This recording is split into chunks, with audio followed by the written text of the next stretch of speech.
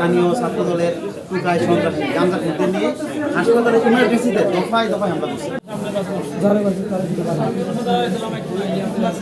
ইনজেকশনের জন্য কি গেছে?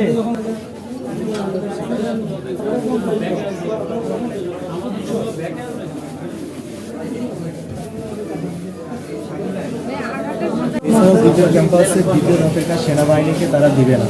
এটার জন্যই তারা এখন থেকে পর্যায়ে প্রশাসন এবং ছাত্রদল মিলেই আজকে চালিয়েছে।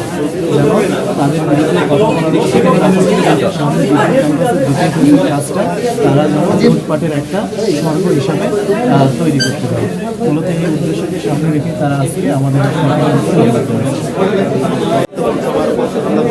সাংবাদিকদেরকে মেরে ক্যাম্পাস থেকে বের করে দিচ্ছে। তারপর আহতদেরকে নিয়ে আমরা হাসপাতালে আসছি। আসার পর কবি নজরুল কলেজ ছাত্রদল, সুরাজি কলেজ ছাত্রদল, স্থানীয় ছাত্রদলের টুকায় সন্ত্রাসী গাঁজা খুঁজতে নিয়ে হাসপাতালের ইমার্জেন্সিতে দফায় দফায় হামলা করছে। এখানে যাদের দেখতেছেন এই ইমার্জেন্সিতে এখানে হামলা করছে। তার সাংবাদিকরা আহত হয়েছে। সাংবাদিকরা বলছে আমি সাংবাদিক, তাকেও মারছি। তারপর সাধারণ মানুষ এখানে চিকিৎসা নিতে আসছে, এখানে তারা আহত হয়েছে। কোথায় হাসপাতালের ইমার্জেন্সিতে ঢুকে মানে হামলা করা, তারপরে দফায় দফায়, এটা হচ্ছে বর্বরতার একটা চরম পর্যায়ে। কতজন আহত হয়? আমাদের প্রথমে প্রায় 30 জনের মতো ক্যাম্পাসে আহত হচ্ছে। এরপরে আমার মনে হচ্ছে এখন আরও প্রায় 30 জন আহত হচ্ছে। আপনারা একটু নিলে বুঝতে পারবেন, মানে 3-4